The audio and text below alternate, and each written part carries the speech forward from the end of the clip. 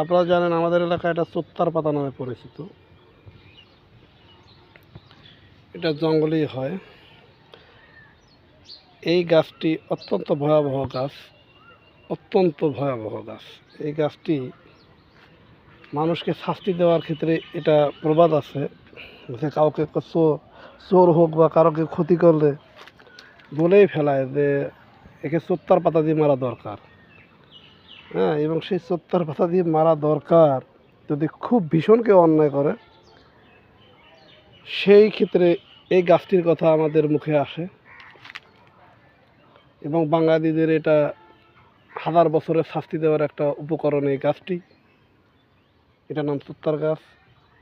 ভুলে এই গাছটি কখনো গায়ে লাগাবেন না, নয়তো নির্ঘাত 2 থেকে 3 দিন এত পরিমাণ যন্ত্রণা হবে যে আপনি আসলে এটা আসলে ভোলার মতো নয়।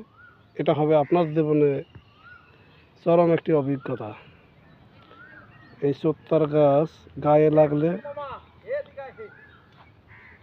অধিক যন্ত্রণা দেয়, ফোসকা ওঠে এবং সর্বশরীরে যদি কারো লাগে মারাও যেতে পারে। এটা অনেক অত্যন্ত বিষাক্ত একটি গাছ। এর নাম হচ্ছে চোত্তার গাছ।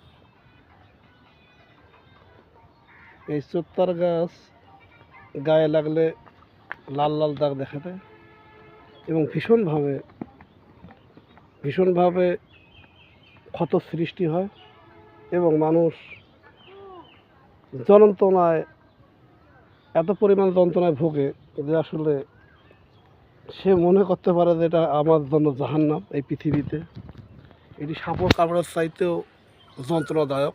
সাপের কামড়ে হয়তো মানুষ রক্ত ফ্লাডিশন হয়ে মৃত্যুবরণ করে বা রক্তের কণিকা ভেঙে মৃত্যুবরণ করে, কিন্তু এটা যন্ত্রণা দিয়ে মানুষকে মৃত্যুবরণ করানো যায়। সেই গাছ এটি।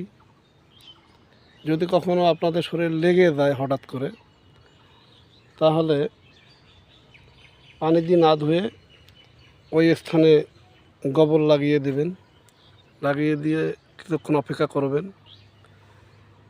এবং তেল লাগাবেন, সরিষার তেল